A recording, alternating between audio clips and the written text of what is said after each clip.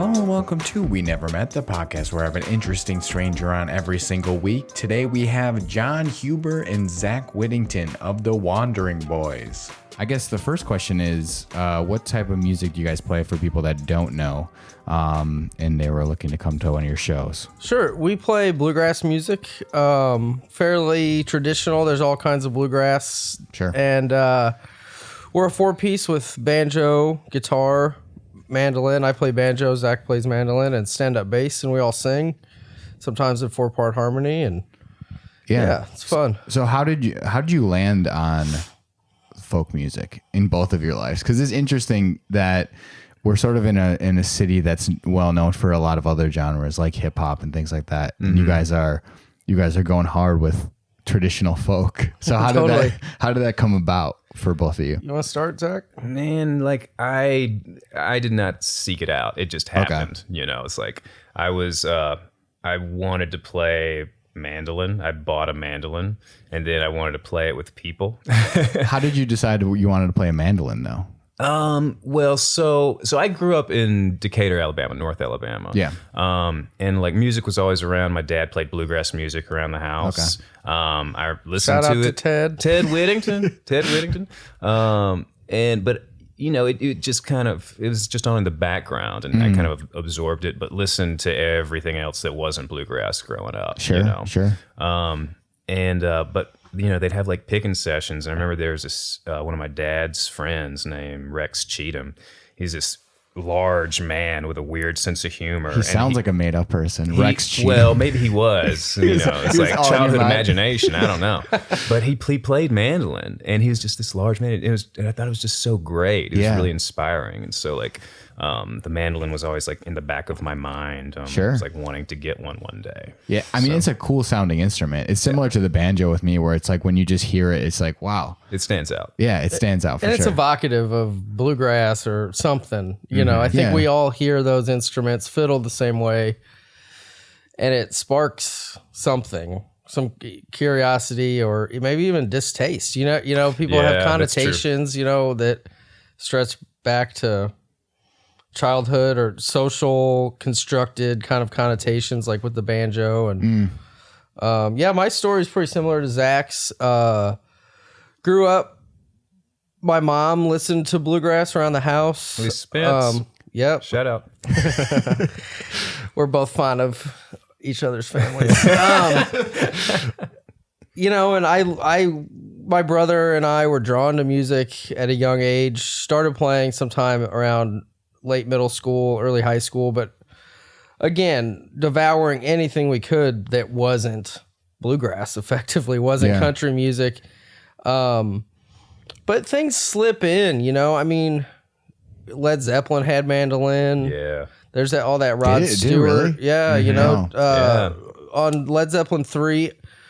Battle of Evermore. That's on Led Zeppelin 4. Yeah, exactly. And REM was one of the first bands that I really remember latching on to. I guess I'd been, you know, 5th grade even, but there's mandolin and REM, you know, if you think of like Losing My Religion. So Maggie May, Rod Stewart. Totally. It's in pop music here and there. Yeah. It's not. So is the banjo. You hear the banjo a lot more than you think. You do. And I think, you know, we all like to think we're cool and impervious to like social things, but Oh Brother Where Art Thou hit in 2001. I was finishing high school, had already been playing music for a while, and you know, always curious about new stuff. Sure. And that was a cultural milestone for a lot of people, including myself. You know, and it really ratcheted up the amount of bluegrass my mom listened to around the house.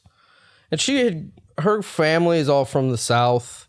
Okay. I grew up listening to, you know, my grandparents, her parents, with Southern accents, and I'm from Southern Illinois, and it doesn't take, you don't have to drive too far to hear people. Oh, that's true. Speak with the drawl, you know, and there's something about the way bluegrass is people associate it with the instruments, with the fast thing, but it's really a singing music, you know, it's really strips down in its purest, well, that's a weird word, but I guess if you were to make it something that what's the most essential version of bluegrass, it would be the harmony singing, you know, and those people sing with a certain kind of accent, you know, and a sharpness. It's like a cutting sound. It is, you know. It can be. Yeah. And I think that the instrument stuff aside, that's what drew me the most into it, was that harmony singing, you know, and our band features that well, and we sing well together, and that's a special thing, you know, and that's even in itself a sound that comes out of American Southern music. But you can hear it everywhere. You hear it in the Beatles. They do 2-part brother singing that they got from the Everly Brothers, and the Everly Brothers got it from a long line of people that sang in brother duets, including the Delmore Brothers, who are from around where you're from, yeah, I believe. I met Alton Delmore's youngest daughter at the Fillers Convention when I went home. They had a whole exhibit and everything. It was incredible. That's cool. They're kind of like an early, sort of before bluegrass was called bluegrass. They were kind of an early version of country music that kind of predated some of the sounds and beats and feels of rock and roll, and, you know, some of the like later mid-century gospel music and country to follow and bluegrass to follow. They're a real big influential band.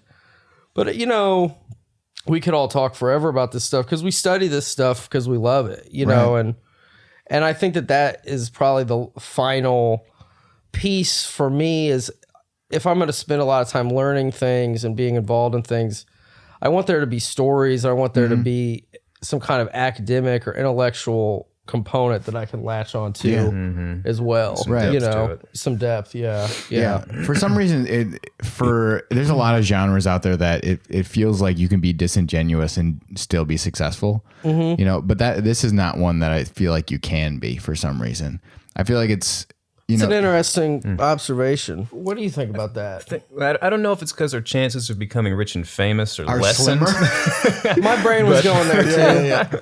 You know, to be fair, but honestly, like you know, like we were saying, we got into it just because like we were so interested in it because of X, Y, or Z, you know, and then it just like the rabbit hole opened up, and it's like, man, there's a whole history, you know, this thing, and you know, like influences. Along with that, you just can keep tracing it back forever, you know, as long as you want to. And it's a treasure trove of knowledge, you know. It's fantastic. As is any genre, and I think that because I was going to that fame thing, but if you really unpack that, like, we're not susceptible to the same kinds of pressures that if we were young artists in rock and roll or hip hop or pop music, there's only really one way to be successful, and that's to be famous. And that has a whole slew of things that makes people appear disingenuous and burned out and apathetic and buried in their image or their ego or whatever. And bluegrass musicians, just by the economics of the whole thing, don't have to worry about that, you know, or something. In a sense, we're kind of lucky in that regard. You know, it just takes the pressure off and just enjoy what you're doing. Right. Because success is such a, it can mean so much to different, you know, you can be successful and just do what you love. And that could be the success that you're looking for rather than the fame and the fortune or whatever of the music. So I want to talk about like, you guys growing up, because you both are from the southern portion of the United States. You more southern than him, but you both live in a rather large city now. So how was like the contrast of like growing up? Did you grow up in a small town? Or? It was about 30,000 people. Okay. Yeah, Alton, Illinois. It's near St. Louis. When did you come to Chicago? 10 years ago. Okay. Yeah. How was that transition from moving there to a city like this? I had spent time here. My uncle lived up here. He lives in Southwest Michigan now, but all throughout my childhood, I would come visit either with family or my brother and I have a twin brother. We'd take the Amtrak up from our hometown and visit him, and he'd take us around to like the record store, the art museum, and take us to a show or, you know, stuff like that.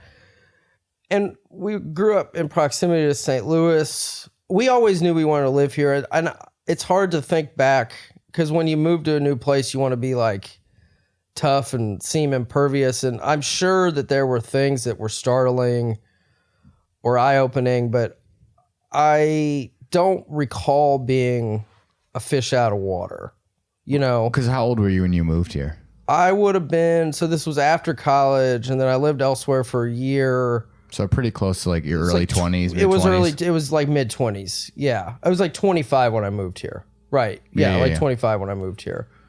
So I had some like salt on me already, you know, like I sometimes think like it'd been nice to like go to college here, but I don't know if I would have, you know, if that would have been the best decision. I know. I think about college days, like, oh man, I'm glad I went to a small college town. Yeah, right. I feel you're like a little buffer. Protected, insulated a little bit. Right. Yeah, you can make some mistakes, and it doesn't get, you know, everywhere. Yeah.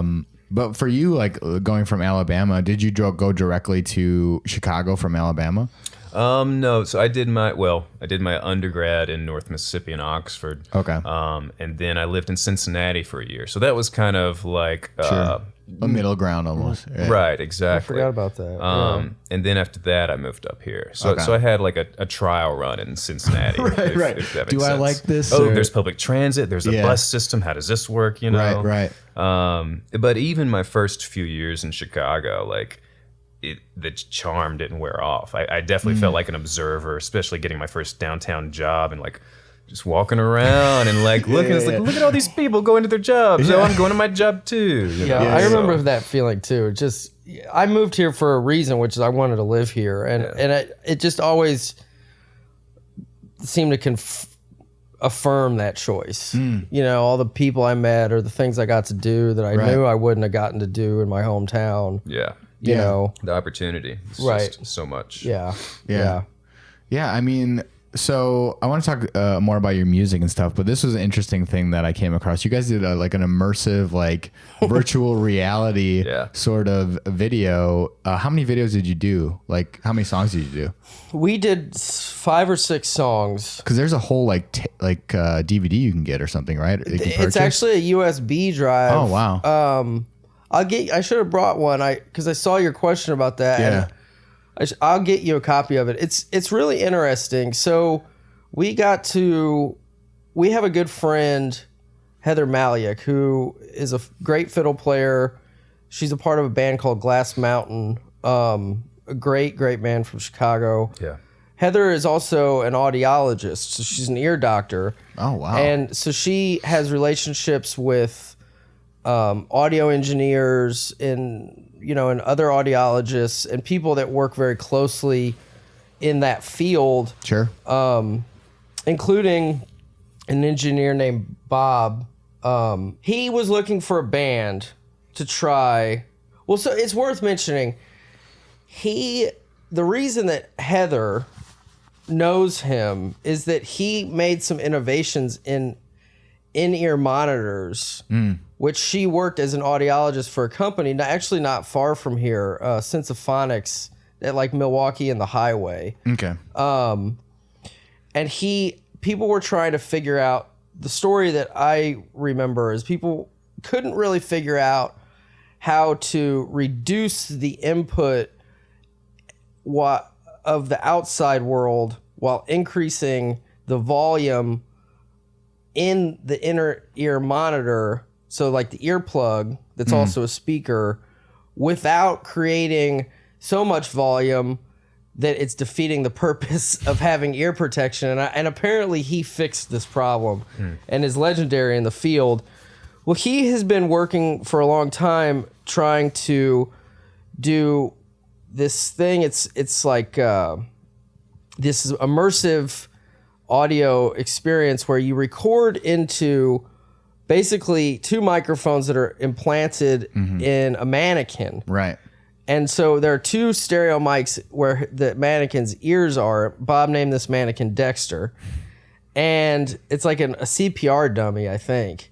It looks like it. Yeah, mounted on a mic stand. We didn't give it CPR, but you probably could if you wanted to. So you really wanted to practice. When you listen with headphones, you can place the sound in the space. Like you put on headphones, close your eyes, you can tell, And you can do that with panning, but this was a live take. We did everything live in the studio. Right. Like, so there was no audio mixing. He did do some adjustments and some post-production and stuff like that, but like it all was live, and it's placed in 3D space for the listener. Right. In correlation with that, he also had been sort of as a hobbyist messing around with 3D video, and also like the virtual reality stuff that you could do like on a phone with the goggles and all that stuff. Right. That I still haven't messed around with. I did put on 3D glasses and looked on my computer, and it's really cool. Yeah. I mean, and so then, when we sell merch at a show, we're selling what's effectively a DVD case with a USB drive inside of it. And it's a really unique thing. And when people take it home, it's something, it's unlike anything else that people are offering, Right. And it's almost like something where art meets like something you would get at a trade show or something. Sure. Yeah. Sure. Sure. Like a mix between science and art or something. Yeah. It did. When you were recording that, was there any sort of like, it's so different. So how'd you like approach it? Because it's not like a regular recording, and it's not like live either. So was there a specific way you went about? Kind of synced up with how we do things, wouldn't you say? Like, yeah, I mean, we took a few takes, for songs like You Would, but it wasn't too crazy. I mean, really, it's just kind of like standing, kind of like, in relation to the dummy, kind of like at a, the similar distance, just around like a horseshoe kind of effect. But I'm sure you notice, like in pictures and stuff, we sing around one microphone. Yep.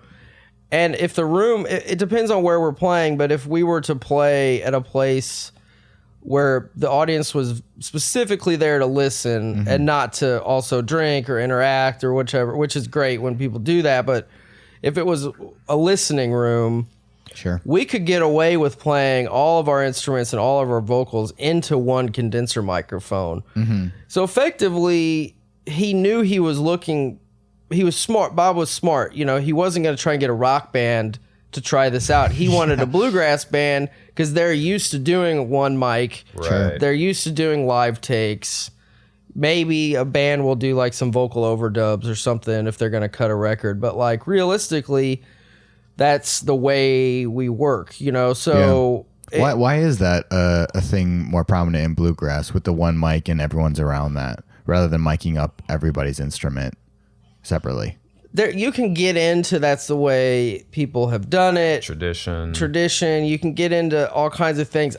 For us, what we find is it's really nice to lean in because you can hear everybody.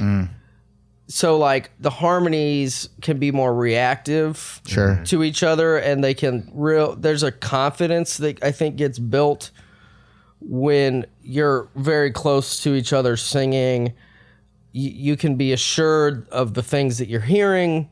You can be assured that you're not going to like sing. You can balance, right? Like, Sure.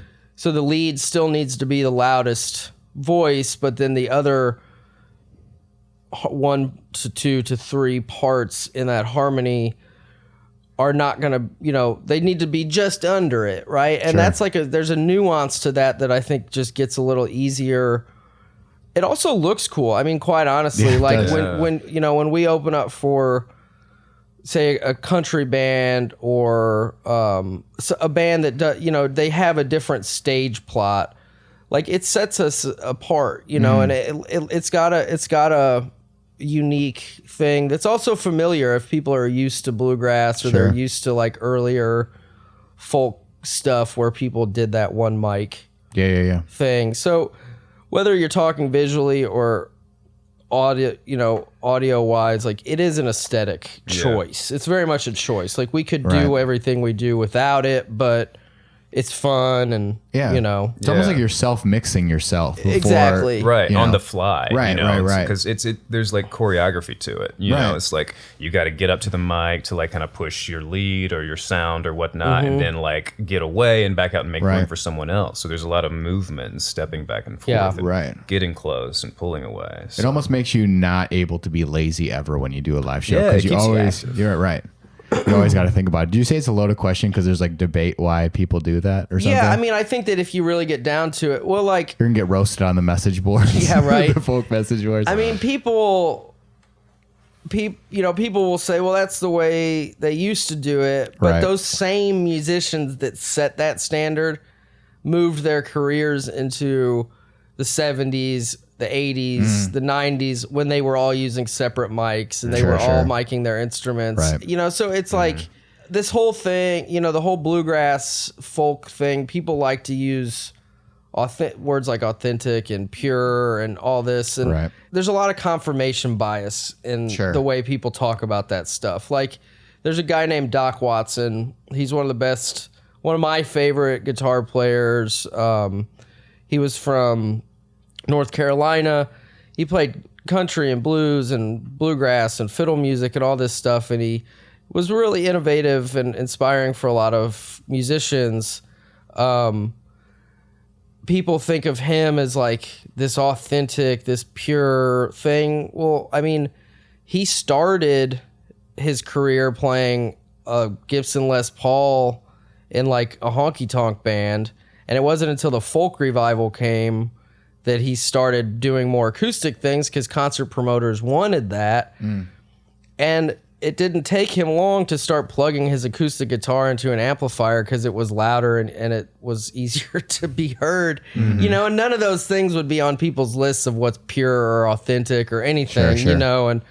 And so I think that there's a certain thoughtfulness that we have when we're talking about this, just to like not say something that pins us into a corner, you know, because like we do the mic thing because that's what we want to do, you know. It's a choice. It's a choice, you know, and it's not to honor something. It's not to be a certain way. Like, it's just what we like to do, you know.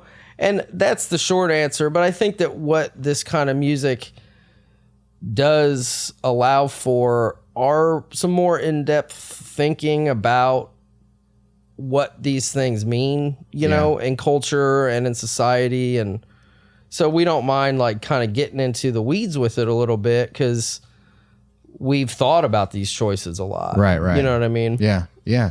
And you guys play at a bar in Logan Square a lot, right? You have a residency there. We did have a residency. We might need to update our online bio. Was that recent or no? For about 3 years, we played every Thursday at Cole's Bar in Logan Square from 7 to 9. That was a great thing for us. It solidified... It made our repertoire list super long. It solidified our parts and our harmonies and all this stuff. But it was a big commitment that we wanted to kind of take a step back from. Yeah. I live real close to there, so Cole, the owner, lets me kind of have free reign on Thursdays. So I started a thing. When we stopped doing the thing regularly, I started doing a series called Folkways Happy Hour. And it's got a Facebook and Instagram and stuff like that. And it's at Cole's Bar every Thursday, and there's like bluegrass and roots music, you know, country and some blues and some jazz and and it's not us every week. It's not us every week. So you get to see a different band. But we are playing there coming up, I think. Yeah, I think we're going in March. Yeah, in March. Yeah, we got a date in March. Yeah. So how did you guys actually meet? Like, I met this guy at Old Town School, folk music. Okay. It was around the time I started playing mandolin. I wanted to get out and play with people, and he was leading bluegrass jams there. Okay. Do you still do that or no? I do, but at the bar next door to the Old Town School is up in Lincoln Square at like Wilson and Lincoln. There's also one in Armitage, and there's also now one in the South Loop, but it's been around since 1957, and I teach there, and now I have actually an administrative job there that started a few months ago. But I've been leading a bluegrass jam with a couple. Well, Aaron Smith, that plays bass in our band, and my colleague up there, Colby Maddox, who's a great mandolin and fiddle player and singer, and he leads a bluegrass band in town called Sunny Side Up.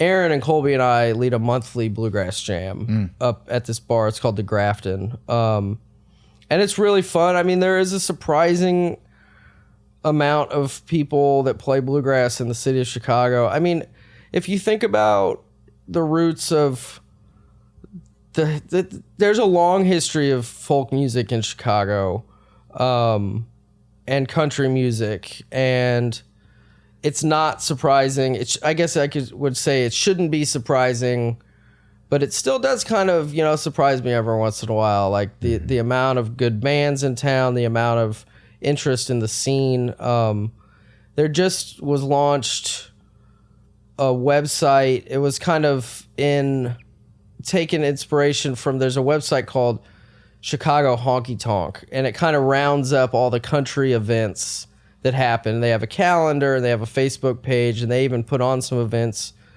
So some friends of mine got together and made bluegrasschicago.com that does the same thing for bluegrass events. And if you look at the Chicago area bluegrass events, which include concerts and jams, get-togethers and stuff like that, I mean, it's a huge list of things happening, in and around the Chicago area. And it's pretty cool, to be a part of a community. And I think that that's why a lot of people seek this stuff out, Right. is to be involved, and I think it's the same with the very vibrant stand-up comedy or improv comedy things that happen in Chicago, or the jazz.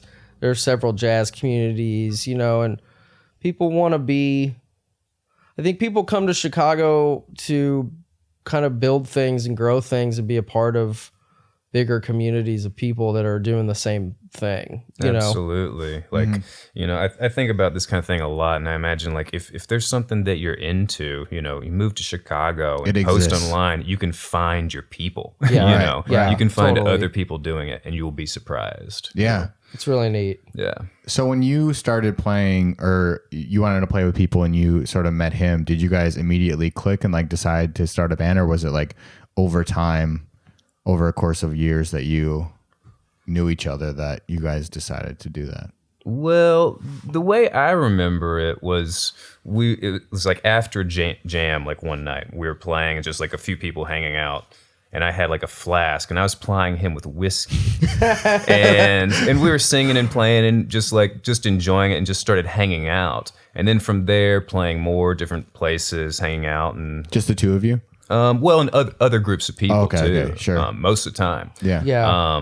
And then like it just kind of happened. Yeah. Yeah, I was playing with some musicians in what would be more of like an old time band, so things that are more like what you would associate with like square dance music. You could kind of sort of say it's like pre-bluegrass, fiddle banjo music. And that was kind of winding down, and I got into the whole string band thing, folk thing, to play bluegrass. And I hadn't ever been, I still hadn't started a band or been in a band. And in conceiving of the thing, I met our banjo player, Rob Jensen, at one of these jams. And he and I did a couple hangs, and we met with a couple friends that played mandolin. And then I remembered I had Zach's number, and there was just something that really clicked when the three of us got together. And right around all that time, our friend and bass player Aaron Smith moved to town, and he was looking for work. And he is the only one of the three of us, or the four of us, that is a full-time musician. And that's how he makes his living, is teaching, performing, recording. And the four of us got together, and there was something that, I've been in bands. I know that Rob's been in bands. I think this is Zach's first band. Yeah. Aaron's been in bands, and the personality component is a really big part of it, and we work very well together. We have a fun it's all, above board and respectful, and which is, that doesn't always happen. And, everybody's people can understand this, even if they've never been in a band, with relating it to like any work environment. Sure. Like, you're not always going to like your coworkers. Yeah. And we are good friends with our coworkers in this, and it's great. Yeah. We're lucky. We're very lucky. Yeah, so going back to like when you guys first got into your instruments and first started like sort of creating music, do you remember the first songs that you guys put together that were like originals? Like, how did you even start? Well, we don't have originals, which is pretty common in bluegrass. I think like the way we call them like standards, like it's similar with jazz. Bluegrass players love to relate what they do to jazz because jazz players are better. It's like we have something in common. Yeah.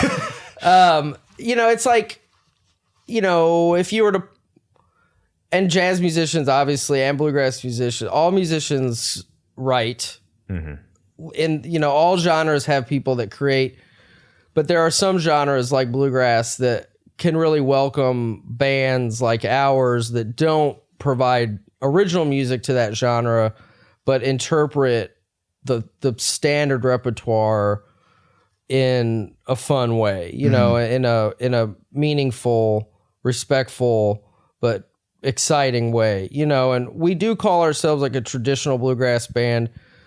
There's so much bluegrass, there's so much music, and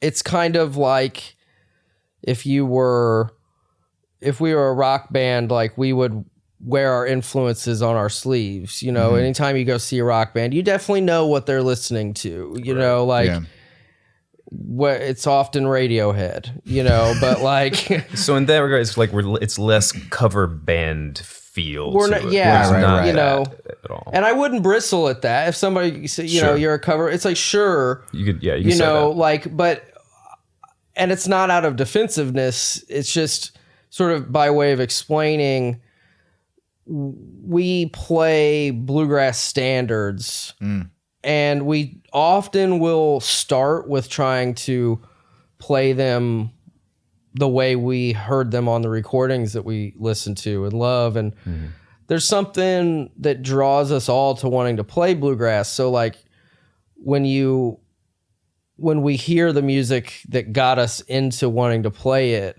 so there's like Jimmy Martin and Bill Monroe and Flatt and Scruggs and the Stanley Brothers, to name a very few. We want to play those songs, and we want to make them feel. They're not going to be exactly like that, but we want to make them feel like that. Sure. For other people to hear, and then maybe go back and listen to those musicians as well. It's hard to say. I would say that most bluegrass bands write, especially today. I would say that we have a different approach. We're not looking to tour. We're not looking to sell a bunch of records. If we were attempting to do those things, we would be writing original material, because there's no point in going on the road. There's no point in trying to sell CDs at your show if it's not providing somebody with something they can't get. Right, like new content right. or new material. Yeah. It also allows us to have hours and hours of music when we're not writing, when we're just learning. So we play weddings and we play private parties, and which is a thing that we also share with like jazz and string quartet music, or it's like a genre where you can be a jobbing.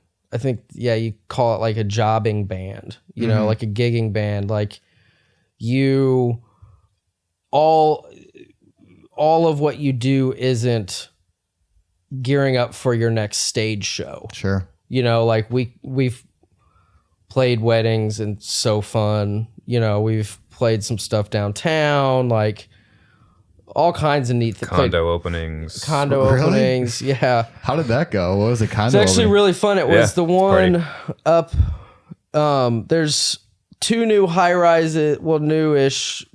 I guess not so new anymore. Up at like California and Milwaukee in Logan Square, and there's one just south of that, right by the Chase Bank. Okay. That was like sort of the first in that part of Logan Square to be like a new construction, like high rise.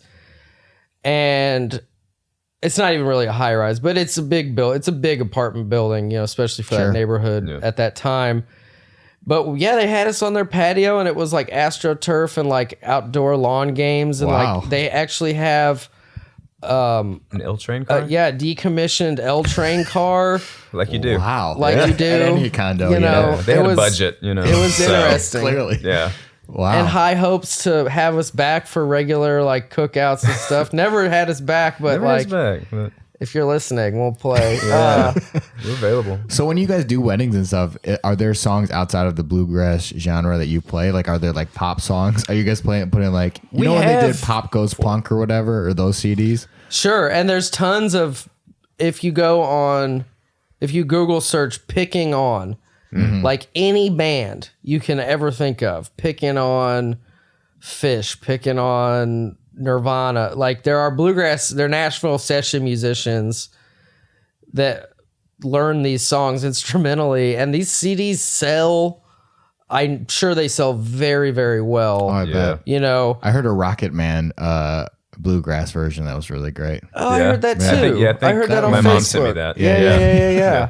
Yeah. A little how the sausage is made. If somebody requests, they need to tell us early, and sometimes that might impact the price of like, because what people are paying for, whether they know it or not, if you're paying a ticket to a show or you're paying a band to play an event, whether it's a wedding or otherwise, you're paying for the time that they've spent or will spend learning how to be very good at what they do. Right. We haven't, luckily people trust us and appreciate what we do for the most part when they hire us. We have had some requests, but they have fallen, some outside of the box requests, but they've fallen late in the negotiating game. So we haven't had to do them. Okay. There are some songs we've been requested, like there's a great Osborne Brothers song called Rocky Top. It's like the state song of Tennessee. It's a really, really great song, and we should have known that song already, and somebody asked us to learn it for a wedding, and we were more than happy to learn it because we wanted to know that song. We still play it in our set, know. We did do a whole set of CCR songs at the Hideout last year, and we're now kind of expanding that and doing 2 sets of Creedence Clearwater Revival songs at the end of this month on the 31st. And that's kind of like a little bit of a pet project that we have that kind of just came out of like, I don't know, sort of a brainstorm. Like we wanted to be able to kind of do something that made sense for us as individuals, as people, Zach and Rob and Aaron and John, but also as a bluegrass band that was also going to be kind of compelling to an audience that wouldn't naturally gravitate toward bluegrass or just didn't know who we were. It's like the crossover people, Yeah. And that it makes sense to do these songs. Yeah, as we're learning these CCR songs, the ones we did learn already for the last show, and then re-getting into those and learning a whole new batch of them, because instead of splitting the bill, we were an opening band last time we did this. We're going to do the whole thing. So we're doing 2 sets of CCR. And we're getting our good friend Lawrence Peters, who's plays in several bands in Chicago and DJs around town. He's one of the best country songwriters and singers in Chicago. And what's the date on that show? It's January 31st. It's a Friday at the Hideout. Perfect. It's going to be great. And yeah, CCR, I mean, there's some of the stuff that we will get to later, like Born on the Bayou, which is like the real raunchy, electric guitar stuff.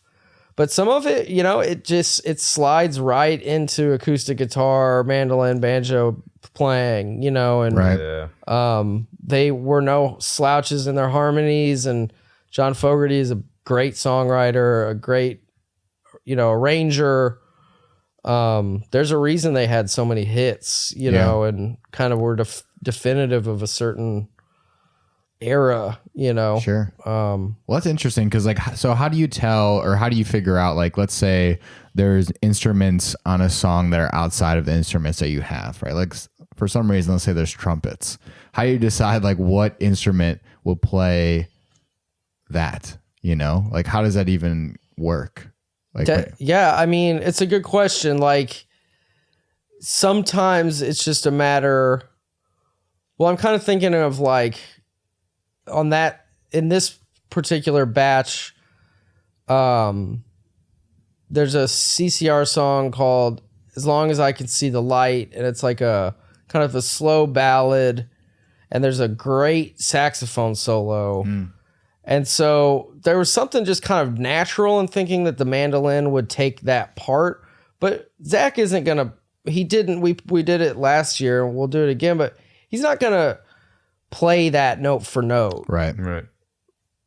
But I think he's going to try and evoke some of he did feeling, last time, and I would imagine he'll do again. Like, you're kind of boiling things down to the essential, the feel of it, you know, and there's interpretation there, you know, too. So how did you go about learning that saxophone solo? Like, what did you do? Just listen to it over and over again and just sort of... Yeah, and you know, like hitting certain parts that felt right, that made sense, certain sustain that I could provide, because... You know, those are two completely different instruments. You know, one's a breath, like, you know, you can have held notes, and I hit the string on the mandolin and it dies quickly. So to be able to, like, keep a note going is, you know, it's a whole different sound too. Right. Yeah. So there's a lot of, like, give and take, like, you know, making or creating a solo for that. And I think it's something we've gotten good at as a band that interprets material that is not our own, you know, over time. Like, we're playing music by people that we consider some of the best musicians to ever play. Like, some of these early bluegrass, like Earl Scruggs on the banjo.